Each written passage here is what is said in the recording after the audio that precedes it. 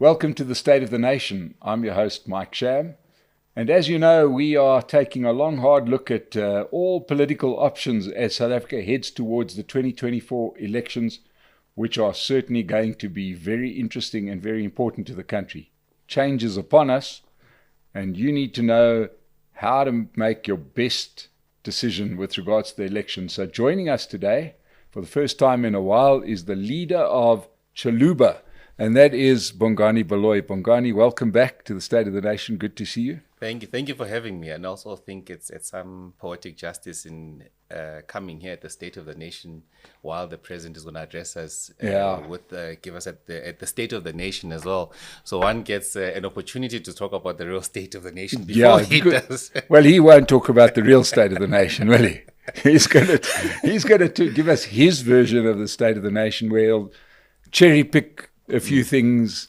He'll tell us that the bad things are going to be finished, and everything's going to be better. And he'll obviously use it as a political manifesto, and probably announce the date around then of the elections. We hope so. We hope it's a sooner date. And we saw as was campaigning this weekend and entering a spaza shop in Soweto that's operated and run by some foreigners. I think Somali person. And he just does not pick up the challenges on the ground where he goes into an area like that, and also fully understanding or is not even aware that there's an issue around even the food that they're selling, whether it's expired, whether it's fit for human consumption, and just walks it into an environment and just pretend everything is okay. So it's not someone who says, but this is a real challenge in this very community where the law must work to protect these people, but just waltz into a place which many people in the community have a problem with. Now let's start there. Where does Xiluva stand on immigration and foreigners in South Africa? Because you are very close to people in those communities. No, absolutely. We work every day with people in formal settlement, and we bump into a number of people who are in the country legally and those who are in the country illegally. So firstly, we admit that South Africa is a sovereign state. So it means our borders, our borders must be secured tightly, so to prevent illegal human trafficking, to prevent illicit goods and cross-border crimes and etc. And also another pervasive thing which is the abduction of children. And mutilation and body parts as well. It's a very big market for people to do all sorts of strange things, and that's finding expression in our country. So we believe our borders must be manned. So when you come into the country, you must come in correctly. So we also believe that beyond just saying we must man our borders, we also believe there's an opportunity for SADC. So SADC does not use the same platform of technology to register all its citizens. So for us to monitor a Zimbabwean citizen who's in the country legally, we don't have the mechanisms. Even if they commit a crime, their fingerprints mean nothing. So we also believe at the back end, there has to be a strategic conversation among SADC to say, let's have a similar platform where we can verify our own residents. It also eliminates to an extent this part of crime and unknowns in the country. So we believe that when you're a Zimbabwean, you can come into the country, but you must come into the country for a number of reasons that we list. One, if you're coming for employment in the country, it must be for a skill that we don't have in the country that South Africans generally benefit from. But at the same time, we must also be careful, and this is something I've observed across the world. You find in advancing economies, you also find that the service sector is predominantly dominated by people who are not from that country. So they do play a role. What the second part of when I was looking at in the farming community is that the foreigners also play a big role in there. It's beneficial for people in those sectors to utilize them because they say obviously issues of salary comes into play, how much you can pay, etc. So, but that can only be sustained when they are not competing with your similar skill set. I mean, you brought up the case of internationally where you will have a lot of foreigners in service sectors, but in those countries that I presume you're talking largely developed countries, developed and developing countries, they literally have an employment crisis that they don't have people. Yes. We have the opposite problem here. We've got massive unemployment, know. So if you had have gone to Europe in the 1950s, you wouldn't have met many foreigners, even in the service sector. Even absolutely. Working, paving roads or whatever it is. Absolutely. And that's why in our case, because they directly compete with the skills that we have. In fact, Or the skills that we don't have. I mean, where there's no South African skills, no problem. We need to get skills externally to bring them into the country and work through a process of the transfer of the skill to South Africans as well. And we should also invite foreigners to come and lead areas of research as well, where we've got capacity and knowledge, which benefits us. So where specifically there's even some conglomerates who work across the world and bring in their people to different parts, we can speak about that. But what I don't agree with is just an open gates approach to say, let people must just waltz in here anyhow they want and live wherever. Because when I was a mayor, I realized, when we speak at this level, we speak about foreigners, we don't actually know where they live. Yeah. And I can tell you what they do is when they come into the country, they go into informal settlements. So they go into informal settlements in the urban centers, but on the periphery of the urban centers, because the opportunity, according to them, are in the urban centers. So when you see the growing number of informal settlements, we must know that there's even an increased number or growing number there of illegal immigrants and legal immigrants as well, because they found a safety network for themselves where they can live in the country being undetected and part of some community. So that's a reality. What that translates to in the fiscus is, number one, now when the informal settlements increases expectation of services. With expectation of services, we don't have enough reservoirs, not enough wastewater treatment works, we don't have enough substations to meet this demand. So what happens? Often they connect illegally. When they connect illegally, we don't even think and say, but Eskom has a crisis. We actually contributing to the other side of crisis of Eskom, which no one wants to touch, because then it speaks about the personal responsibility of citizens and what they're doing in their homes and how they're connecting illegally to some of these electricity, and some who are not buying and some doing illegal means to connect to electricity. So that is a big issue as well, and no one wants to speak about it because it's on the market side where Eskom is losing billions, if not more than that. Is the reason why the state doesn't want to talk about it because that would be a bit of a vote loser, one would imagine, if you suddenly spoke about legal connections? Because yes, we do have that problem in informal settlements, but we have that problem in formal settlements in Correct. South Africa, isn't it? Where we've got normal houses that are working around the system, Correct. connecting or just not paying their bills, and the ANC doesn't have the courage to cut them off. Absolutely. We one of the things we are speaking against as we're campaigning is the issue of entitlement. People often say to me, these are free basic services. So I ask people, so define what you understand by free basic services. No, government just gives it to us, but do you know who must pay for those services? So to many people, the thinking stops at free basic services and I'm entitled to it. Whether I pay, whether I don't pay, these are free basic services.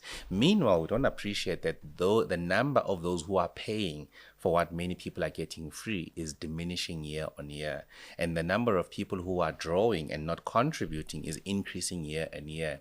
So that's why you have now a system which is collapsing. And the system, whether it's water infrastructure, whether it's electricity infrastructure or sanitation infrastructure, speaks to that type of conundrum we face as a country. But just to sum up the conversation on the illegal foreigners, we believe that you should come for a reason in the country, you should augment and support the skills in the country and the developmental needs of the country if you can play a role in there. And obviously some come for medical reasons, some come for tourism reasons as well. So we're part of when we're part of a country in the continent of Africa. It does not mean that someone from Ethiopia must just waltz into the country illegally. So we must tighten up our immigration. And is that a Xiluva part of your manifesto for voters who are considering Xiluva as an option? That you are going to, I'd imagine, deport many of these illegal foreigners? There has to be a process. We can't normalize the abnormal. We absolutely cannot normalize the abnormal. Beyond just sending people back home, we also need to appreciate that even back home. So the problem with part of the problem with what's happening in SADC is our complicity as a country. The fact that ZANU-PF is continuing to do what it's doing is because South Africa is also allowing it. And the fact that we're not trying to aggressively push for reforms in those countries, leveraging on the drive to remove sanctions, means that we're just complicit. I mean, I don't understand as a young person these days to say, but what is the strategic link or collaboration of SADC? I mean, with everything happening, why aren't we pushing strong for political stability and elimination of these things? Because whatever happens in Zimbabwe ultimately is going to manifest in Sandton. So ultimately, it's coming to our country. So there should be a realization of South Africa that we need to strengthen our economic ties. But on the back of what we bring to strengthen economic ties, there must be serious reforms and forcing people around the table for specific things to happen and the stability in the region, because it affects us directly. So this historic association and linkages of this party and that party is not serving us any longer. When you look at alliances from a political perspective, which has informed the government's position in a number of these. So our point of view is that holistically, not just on the illegal immigrant situation, but when you speak foreign policy, we actually want to push for a more pluralistic type of approach in the world. And I think there's a big advantage in how things are shaping up in the world today, where South Africa can play a very unique role in ensuring that it increases its ability to influence its voice across the world and also trade as well, but equally strengthens its sovereignty as well, because we don't want to be seen as puppets of so and so. And the interesting part now is many people believe we either should be puppets of the West or puppets of the East, and I believe we should be neither. Neither of these should be our friends. People who should be our friends must be those who can assist us in advancing our national interest. So I don't believe in an approach that says forgo the US for Russia. I think both. We must find a way to say what is our national interest from USA perspective, from Europe perspective, from China, and from Europe, and what is our agenda which we are going to pursue. So when America looks at us and in relation to Africa, they think, but those South Africans are ones we must really engage with and be very tactical about how we speak to them. Not just an approach that says we are just pro-Russia and just leave it there. For me, I'm not pro-America, I'm not pro-Russia, I'm pro-South Africa. And that must be backed by our very strong economic interest. Okay, so that's the policy that, if anybody is confused, one can find that in the Indian foreign policy, right? It's Absolutely. India first. That's exactly what we're looking at. I mean, I was looking at what they're doing with fossil fuel, crude oil. And I thought, and listening to the Minister of Foreign Affairs, I mean, put it quite clearly. It's an Indian interest to get this at this price, at a cheap price for our own people. So with what you've said, did we make a mistake by going to the International Court of Justice and laying the charge of genocide against Israel? Absolutely not. Absolutely not. So you're saying that was okay? I think even though even though it's a human rights issue, you know that the blowback is going to be that you're taking sides in the conflict. Silence is taking sides in conflict. Acting is taking sides in conflict. But I think it was appropriate for South Africa to approach an international court of justice. Okay, so that's okay. That's that's not foreign policy neutrality. That is okay. No, I think, but it's also the correct authority to appoint, to go to. I think South Africa did not act in haste. Acting in haste was also collaborating with those who are calling for an armed response in what's happening in the region. But rather, South Africa went for a response which would tactically start working towards a ceasefire. Ultimately, there's no victor in any war, and ultimately, majority of these wars end in a ceasefire and a conversation around the table. Whether you've got from an advantageous point of view and less of mine, but ultimately, it's going to get there. So why must we allow for the human cost to increase in the interim? So I firmly believe and support that the South African approach was the correct approach.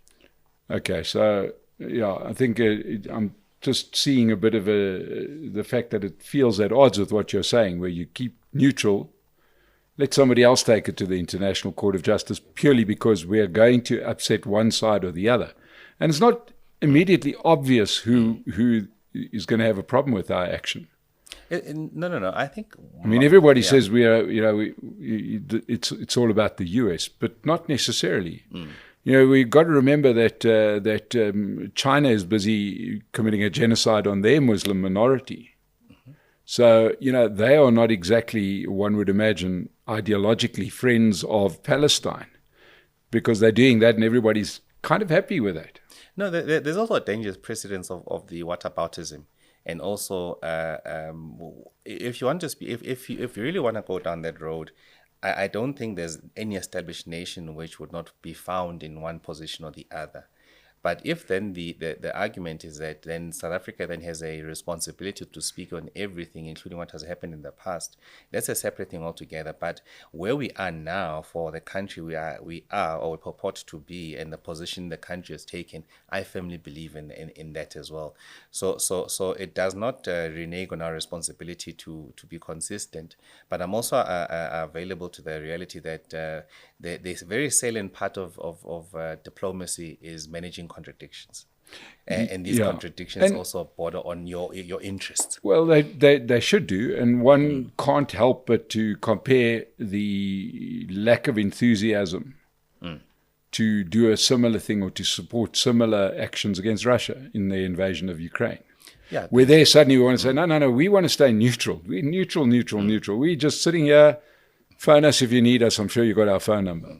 Whereas when it came to Israel, we were prepared to put a team together, get massive funding in a country where people are starving to death, and get all these lawyers flown out there, experts, etc., from all over the world to put this case forward in the name of neutrality, or suddenly we Gandhi-like, but we've watched Zimbabwe slaughter their own people, and we've done nothing about it. I mean, I know that sort of goes down the road of whataboutism, but I'm a little bit unclear, because you're saying we should be neutral, but yet you're saying we support non-neutrality on this issue. No. Pursuing a South African interest is not neutrality. There's some points where the convergence might be neutrality, but some is our own selfish interest. And the difficult part many of us don't want to get to is the fact that we might have our own independent, biased interest in specific movements across the world that's shaping either global politics or whatever. So we must not assume that we are just sitting in the corner with no interest. That's just a broad statement. But I really find it difficult when we look at our action now. We try and then position it in all the other conflicts, why we did not do. Many people could say, why did we not do similar when the Gaddafi Libya invasion was happening by the US and other forces as well. So on the both sides of the coin, the whataboutism exists fairly, and there's very strong cases. The one case I will make is that what we did now, for me, is the best thing, because on a number of these conflicts, even there's which country in recent times has actually exercised going to the international court of justice, where it's not seen as the West pursuing an African leader, but rather Africa as a continent with something happening in Africa is saying, but let's deal with this thing, irrespective of the economic cost that might happen as a consequence of not dealing with this very important issue. So I really believe that the contradictions will exist. There'll be times when we don't agree with what happened in the past. I can't change anything that has happened in the past. But what I'm saying Does it matter who the victim is? Does that drive it, who the victim is and who the perpetrator is? Is that part of the foreign policy that you would pursue? No, it would not matter. I mean, we would go against the current traditional preference for justice in the international community, where some, it depends on who it is. Whether it's Arab and they just want the oil to extract the oil, then it does not matter. They can just claim that there's bombs or weapons of mass destruction and get in there and kill them and do whatever they want to do in Libya and continue doing whatever they're doing in the Congo today with the minerals and the violent extraction and slavery happening there, which nobody's speaking about. So there's many injustices that are continuing, and I really think the Israel example... So then it depends who the perpetrator is. No. I am saying what I'm doing with that example, I'm drawing attention to the fact that there's often, when we speak, or when the West often speaks about the injustices and all of these things about Africa, it's often from their point of view as well. And there's also the selfish interest from their side as well, which is also linked to what they call democracies there and their leaders that they prefer, and how to change democracy, as their book Economic Hitman very vividly shares with us the regime change approach. So what I'm saying is that we must counterbalance that. So us going to the international community International Court of Justice is the perfect place to go to, which must adjudicate these things. So it's gone beyond a position that we believe biasly that we are correct, but testing it in an international court, which has a bench of judges who must apply their minds independently and make a decision. Should we then not just take the role of being the permanent sort of public prosecutor or international prosecutor?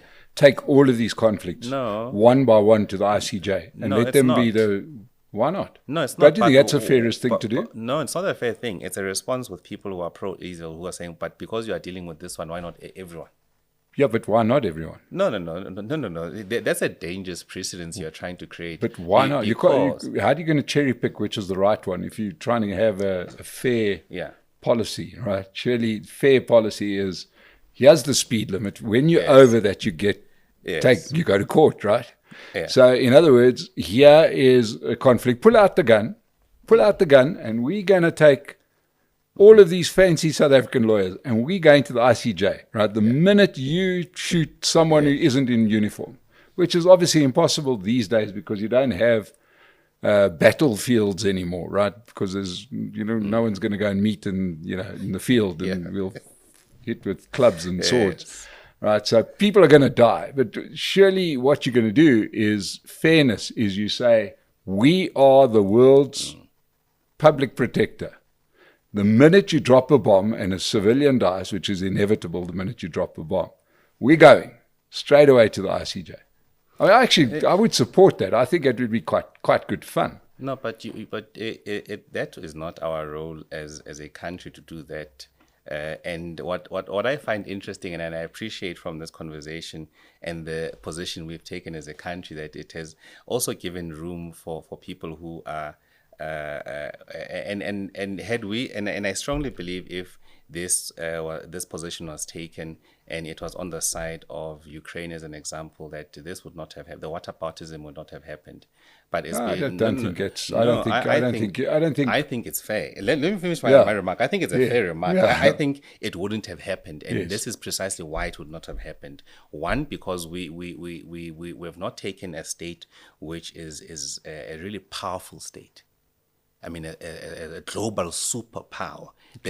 What I believe is because the country, South Africa here, has touched a raw nerve of a superpower, which believes that they can go unchecked, they can do whatever they want with no boundaries, they can't be taken to a court of international justice for what they are doing, where they can equally respond in a fair way, where it's not arbitrary that we have taken a decision, now we want to go to a war with Israel. We've not done that. We've said, let's take it to the international court because this is what we believe. And that's they had even a chance to respond. So because we've touched and pulled a raw nerve of I think it's, I agree with you. I think it's fantastic. But I say, don't stop now. It's one or the other.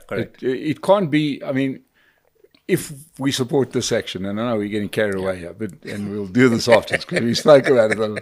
To everybody that's watching, the last time Bongani was here, afterwards we spoke for hours. But if you're going to do it once, and we agree that it was a necessary thing, because the response has been over the top. I think Israelis admit it. So ICJ, wonderful. There's that mechanism. We have it in life, right? If you test it, then let's go to the judge and see what he says. So, one would say, let's get the enthusiasm to do it everywhere. And then really we become Karen. We're going to call the manager. I don't see, it's either all or none. I'm just saying, otherwise we're playing God, aren't we? We're saying it's wrong to kill these 25,000 people. But is it not wrong? Yeah, but we're not saying anything about Syria killing hundreds of thousands.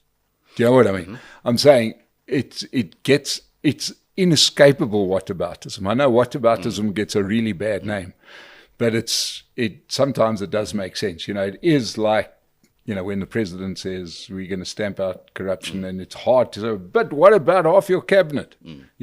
So, this thing of saying whataboutism is just universally bad to me, there's no logic to it, because if that cop stops you for speeding, you can't say, but look at this car that just went past. You undeniably sped. I also think there's a bigger responsibility on South Africa to also pursue international mechanisms in the relevant authority to check superpowers.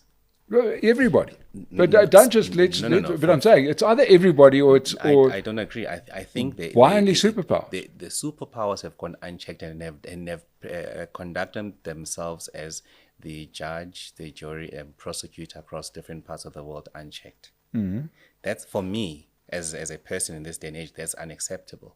So I would argue. Do you have one superpower in mind there, Bongani? No, specific. I mean, a number of superpowers. A number of superpowers have done things deplorable across the world. Well, a superpower did go and invade a neighbor, and we said, "Oh, sorry, geez, boy, if there's one thing we're going to do is stay neutral."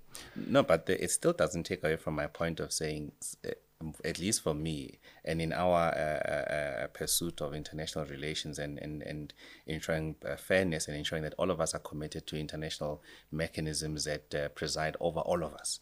So, and it provides a test, because if we all agree that the rulings of an international court of justice are binding on all of us, then surely we should seek to comply to all of those. And if that mechanism does not work and it's escalated to the UN, and as a signatory of the UN in various statutes that have been presented before the UN, and nothing can bind you there, then it tells us the type of world that we are in. And I really think South Africa must not rest. It must pursue this matter until we test, because there must be a true test and see if UN really is an authority that is the final arbiter in a number of these international matters or not. And I really think we should define a country where we understand whether the ICJ has limits and rather has a clear binding ruling, and whether the UN and their statutes that can be enforceable. So for me, that's very important to test those things, because we have to provide checks and balances for all of us. Okay, now, before we get completely carried away, we want to talk about Xiluva. Yes. And we got stuck on point number one, which wasn't even going to be a point, which is largely foreign policy. And I do think it's important because, South Africa, we are not, if we were the superpower, you almost don't need a foreign policy. You just do what you like. And that's what the superpowers do. And it's like, if you don't like it, come and speak to our nuclear arsenal.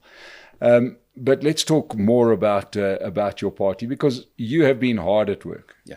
And we're heading towards the election, and you mentioned the fact that you'd exercise the sovereignty of South Africa with respect to illegal foreigners, as well as attracting scarce skills.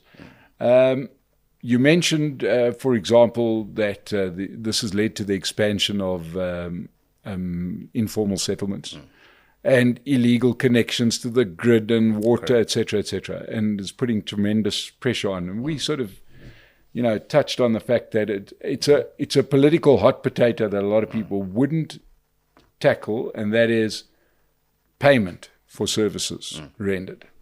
So we get to the end of May, and you're now the new president. What do you do about delinquent communities that haven't paid bills for decades? Well, the president also has limitations of what you can do, and more so when there's a set of laws that have given birth to the provincial government sphere and appropriated to it powers that are special and unique for them, and also local government as well, with the rates acts as well, which define what they can do and what they can't do. But I really think that even how we design municipalities broadly, a number of things must change. So one of the things contained in our manifesto as a party, we believe that firstly we need to carefully evaluate the current makeup of government, including the spheres. We believe, one, there must be a reduction of cabinet. As a first basis, there must be a reduction of cabinet. How drastic would you reduce this cabinet? Look, we're at this stage, obviously, with the launch of our manifesto on the 30th of March, with our coinciding with our anniversary. We're looking at we're still working on how we structure, but the point has been accepted that there has to be a reduction of cabinet, number one. Number two, which will be very interesting, we don't agree with the three spheres of government approach. We don't agree with national government, provincial government, and local government. We believe the provincial government is one of the most useless and ineffective ones, and we don't see value for it. And interestingly, Kenya started a process about 4 years ago called a devolution. So what they did in Kenya, they moved from 3 spheres of government to 2 spheres of government, which is national government and counties. And they've shared the powers. There's exclusive powers that are given to national government and exclusive powers to local municipalities. So with municipalities, we believe we must also scale down the number of municipalities from the current 240 odd to below 60 municipalities across the country, and ensure that you capacitate those municipalities properly. We believe that there's actually no need for provincial government. Look at Gauteng as an example. You've got Johannesburg, which has a fantastic force and ability to deal with traffic infringement and parts which the law can extends to them in dealing with in terms of the Metro Police. You've got the South African Police Service, and you've got this new Amapanyaza crew, which is a disaster according to my view. So with these 3 spheres of government all doing something differently and not saying how do you pool resources and have a joint response. I mean, let me tell you what's wrong with the Amapanyaza situation as a start. And I mean, you recruit young people and take them to a 3-month course. They come back, you give them overalls with pepper sprays and BMW X3s and 3 Series, and then off you go fight crime. Now, there's a tendency to be overzealous and excited and not understanding the limitations of what you can't do and the rights of people. But equally, there's a deeper part which has started a conflict in SEPs.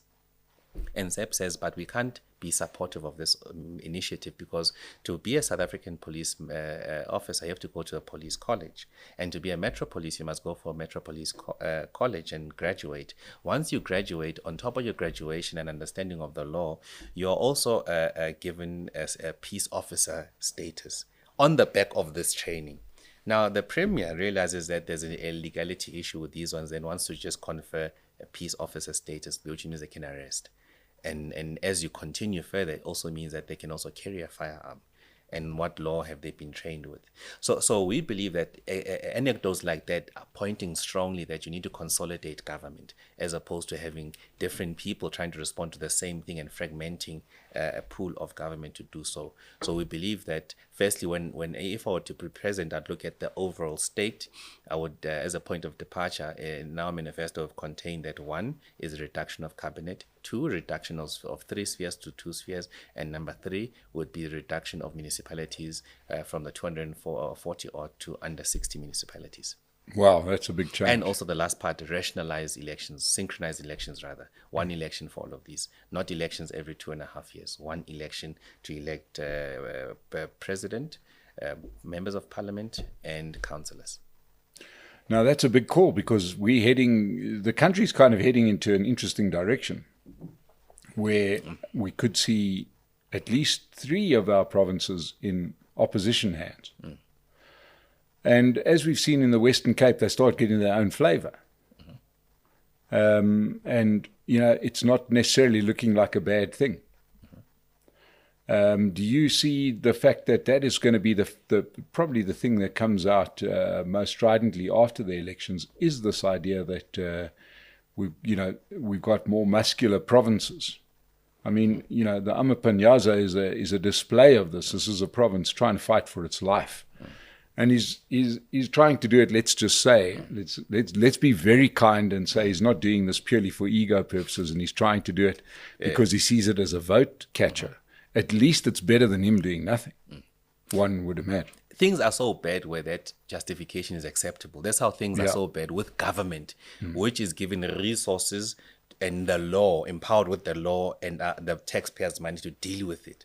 And the quality of leadership is so bad. We look at the intent and say, shame, he's not. It's not like doing anything. And I think that's part of the problem, which I'm going to put on the doorstep of voters, the selection of leaders. So we don't understand that everything lives and dies with the quality of leadership. So garbage in is garbage leading. Yes. And then everything else will mirror this garbage. And the garbage will permeate into every fiber of life in this country. When you can't get anything done unless you pay a bribe, or there's an expectation to pay a bribe because it's so deep into the value chain.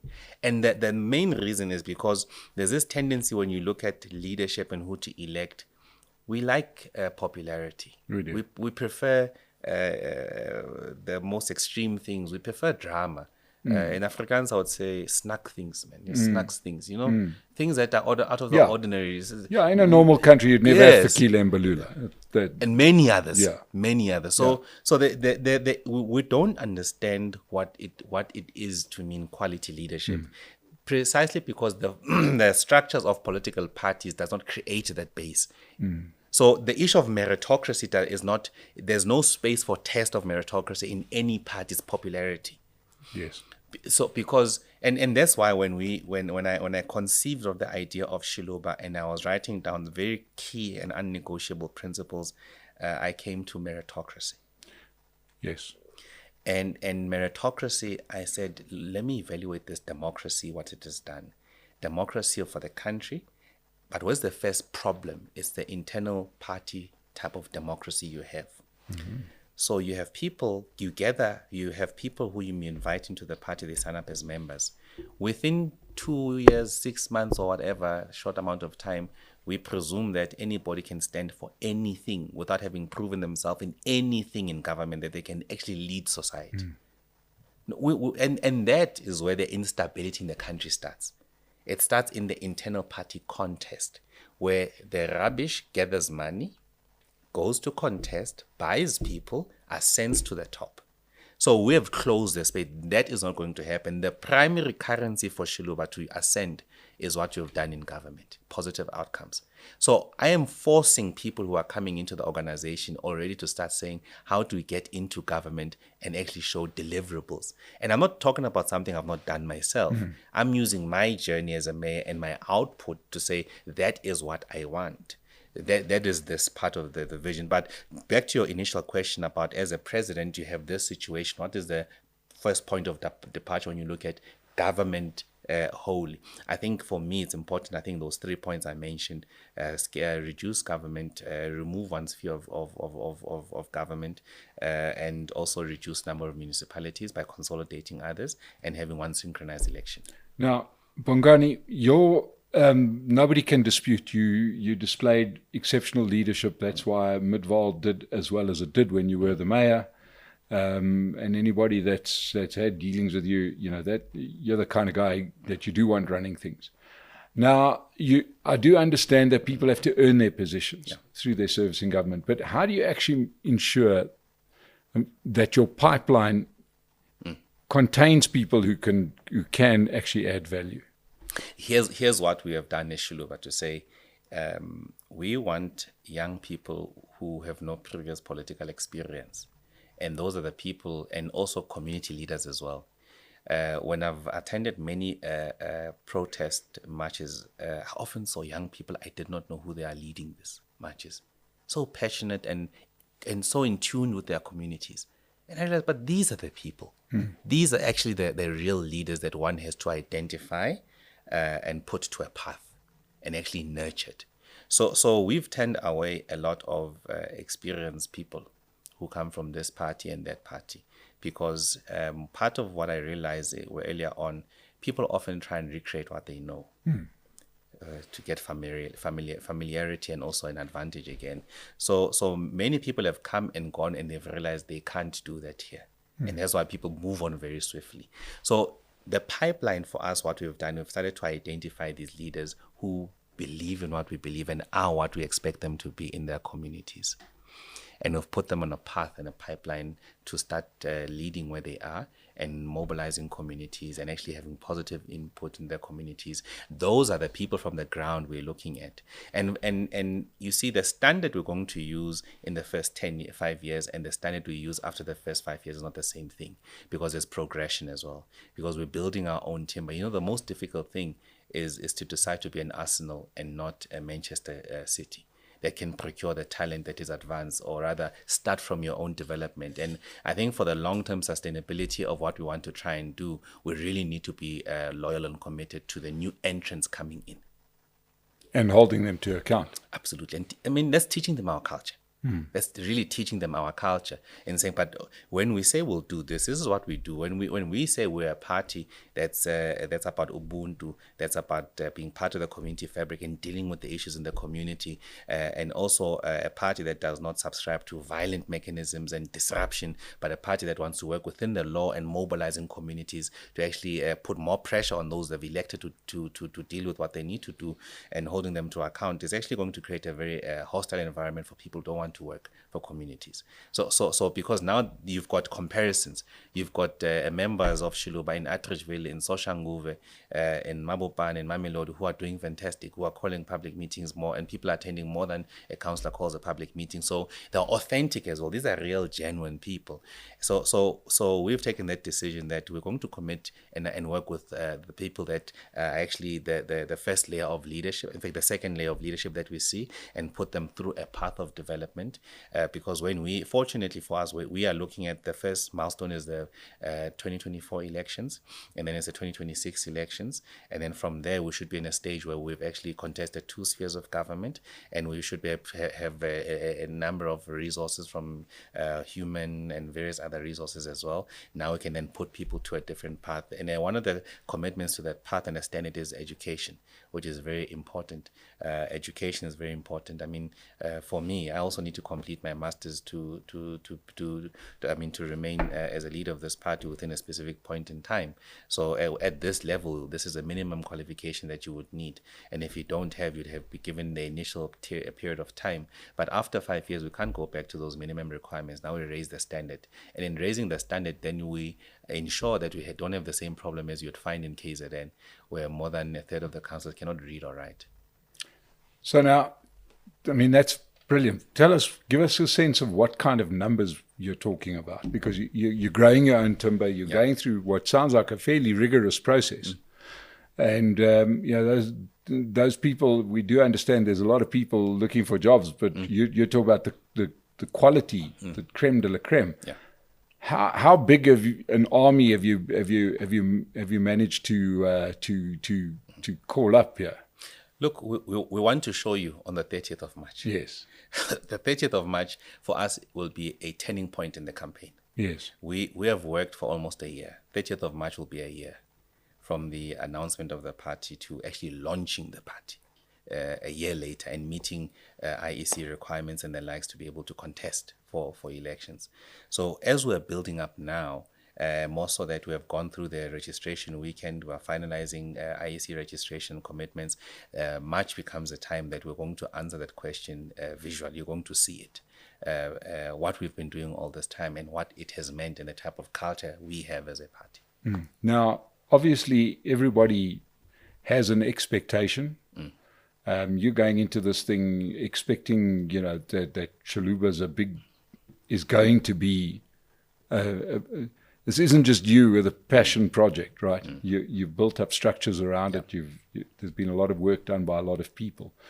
What would you, is it fair to ask you if you have an expectation yet for general election? Or? Look, we can tell you impact. We're going to make impact in Limpopo. Right. Impact in Mpumalanga. And impact in Gauteng. Significant impact in those 3 provinces. And interestingly, when you look at how the ANC has performed and the reduction of their strength in those provinces, whoever wants to decapitate the ANC must eat into these 3 provinces. Yes. And we looked at KZN, and KZN was a very interesting project. And part of the challenge we had in KZN was the safety challenge of our people, and also how fluid it is and how dangerous it is as well. And also limitations of resources as well. So we're going to have a serious impact into these 3 provinces. These 3 provinces will be our top performing provinces. Okay.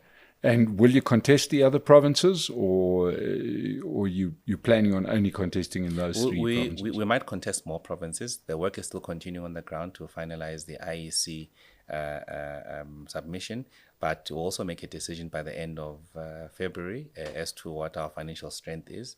I mean, we're running a donation campaign of 50 Rand, 20 Rand, 100 Rand. which is assisting with a number of t-shirts and just moving about and doing all sorts of things.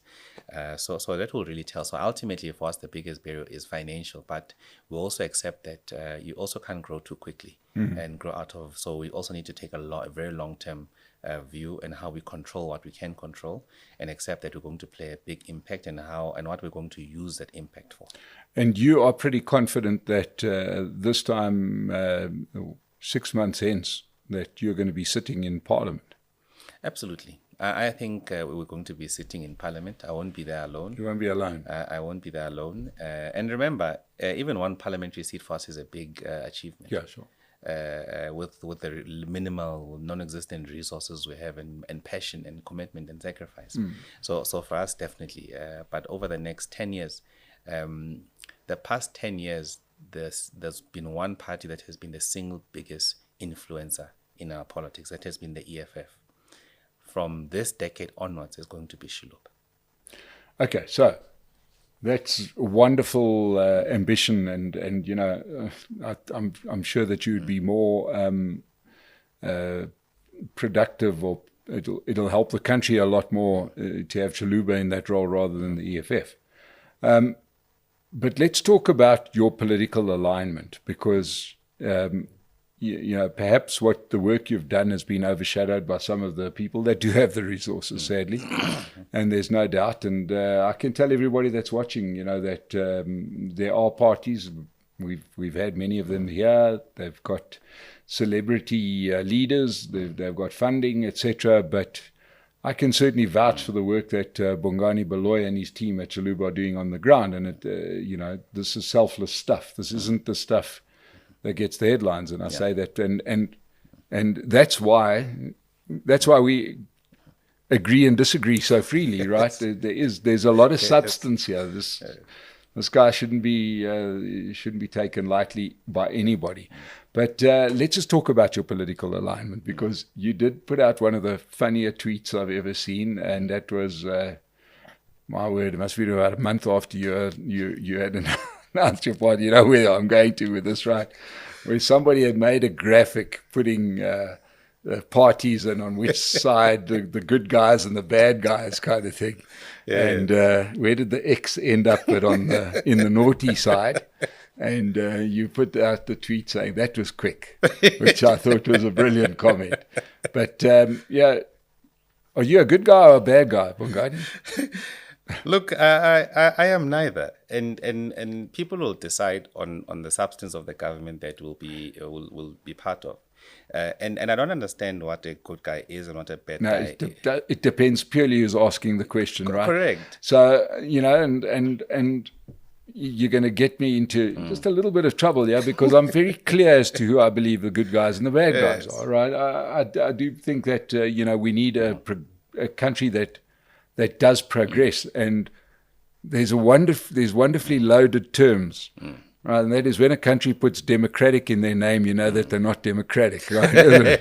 And when a party says we are a progressive party, then they are the opposite of progress, right? So in other words, when you have a leader and he tells you what to wear and how to vote, and he fires people willy-nilly and he says, oh, we're part of the progressive movements, he's clearly not, because he can't take so his way or the highway. But you know, the country is shaping up, and there can be very little doubt that after May in 2024, you're either joining a coalition that includes the ANC EFF, or a coalition that includes multi-party charter and a few others, right? And it looks like the people in the middle are just trying to hold out for a payday.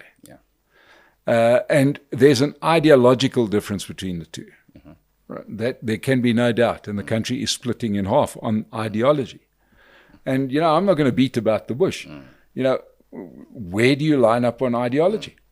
Our ideology is Ubuntu. It's a very unique ideology that does not exist in the current spectrum, which we've said, and it defines what is of interest to us primarily, and what we want to pursue, and the type of country we want to shape as Xiluva. So to date, the DA approached us just after announcing that we've got an intention to do this. They approached us, we declined. Various other smaller parties have tried to approach us, we've declined. There has been no approach from the EFF. There has been no approach from the ANC. There's been no approach from the IFP. There's been no approach from all these other parties because they respected our position, except those who keep trying to entangle us in things we don't want to be part of. It is important for us to sell ourselves to the residents of the country and test our support. And on the basis of our support, on the back of what we say we will try and achieve and do because we believe in the following things. So that's a mandate enough to then go and say, it's almost a shopping list.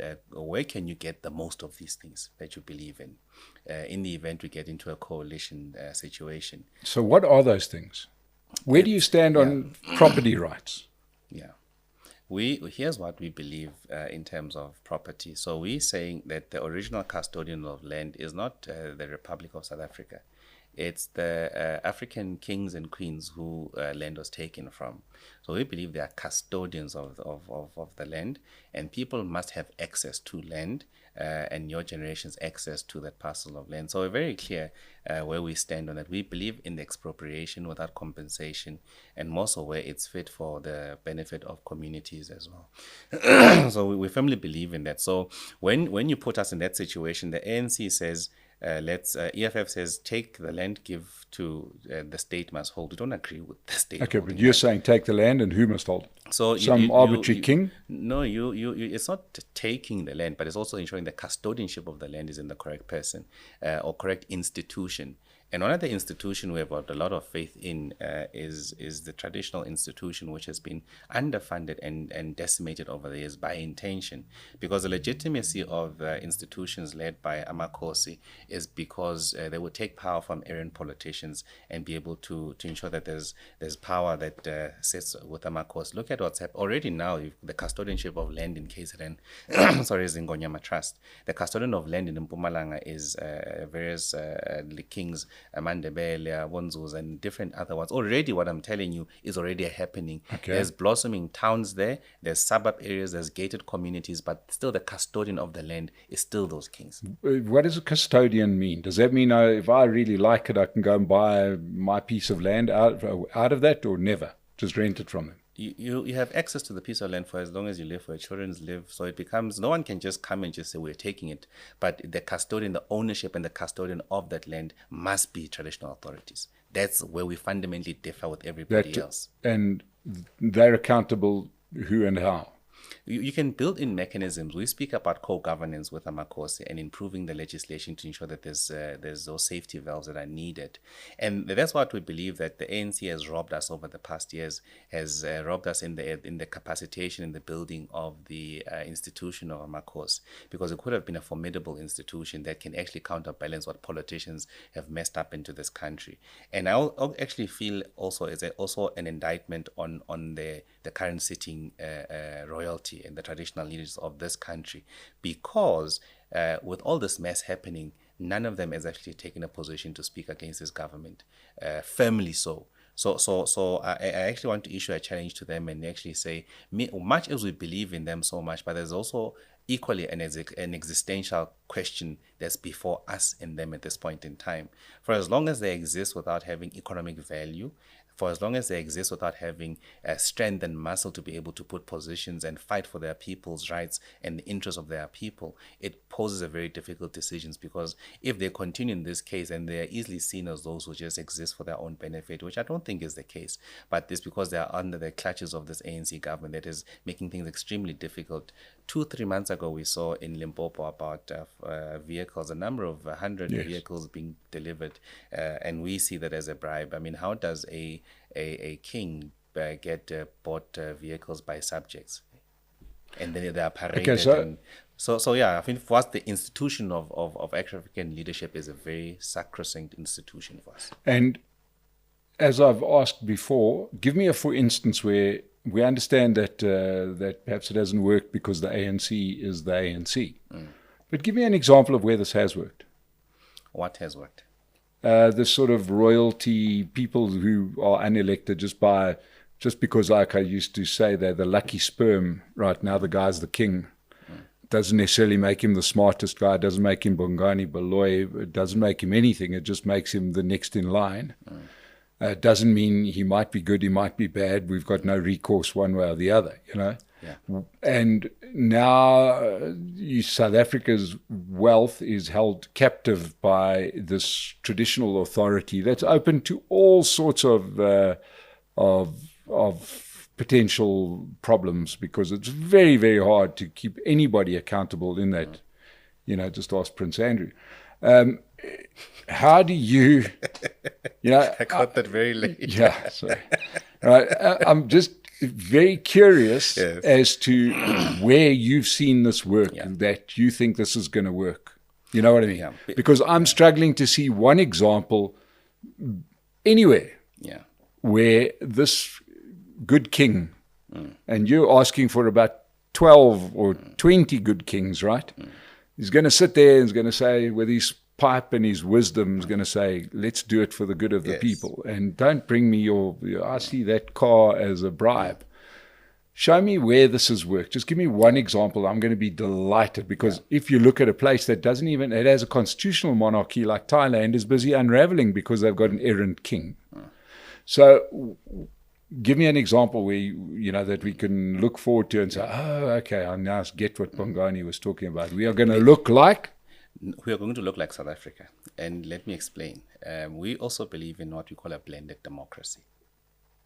So we firmly believe that the fact that something as simple as the traditional courts bill, which is a mechanism, a legal mechanism for people who want to engage within the traditional court system to be able to go there and get assistance they need and be comforted and protected by the law. The fact that that is still not signed, for whatever many challenges it has, does not make sense to us. That speaks to the fact that what is contained into the traditional courts bill is systems that have been continuing in this land for many decades. And I am not one who says just forgo on the past mechanisms that were used to preside over people, etc. And there's also an interesting thing called the law of jurisdiction. I'm not a legal person, but the law of jurisdiction simply says the law of where you are. And if understanding the law of the country, we have laws from, it's a consolidation of the Roman, Dutch, and British law. And in there's nowhere where we say African law. For me, that's a very fundamental problem. And many of us are going through an awakening and asking these difficult questions and saying, but when you're going to test and say, what works? So American democracy was, let's just Americanize everything and not grow from your essence. And where there's many people who still live in the rural areas who still prefer and have high respect for these individuals, that's very important to us, because that's my constituents, and that's also part of why we are different to everybody else and why we stand for that's very different. So we believe there should be a blended democracy which has sufficient protection mechanisms and gives Amakosis also specific things for them to do. What's funny these days that a councillor has more power than a king. Have you seen people marching to a king demanding roads? So that does not happen at all. So we believe that there should be some mechanisms, a blended democracy that safeguards these two. So it's starting a path which then defines the constitutional parameters around this and how we actually move them just from having representatives in what we call a national this national in parliament where traditional leaders, such just some controlessa thing with no bite and no other thing. No. We actually want to be modernize the institution of traditional affairs, and we will bring the type of reference once we start working towards it and building that. Okay. Well, it sounds a lot like your motto could be back to the future. We go back to monarchies and a blended system, and certainly, Bongani Baloyi, it's always wonderful to speak to you. If you are a person that thinks that you like what you hear, I can tell you that Bongani Baloyi is one of my favorite people, and I would have a lot of trust in him. I'm not a big fan of kings and queens, but that's just me. We want to bring it to you so that you can make a better decision come later this year. But Xiluva is definitely out there doing a lot of hard work, and Bongani Baloyi is always a wonderful guest. So Bongani, thank you so much for coming to the State of the Nation. Thank you. If you enjoyed this, please subscribe to the channel if you haven't already, and we'll see you the next time on the State of the Nation. Thank you very much for joining.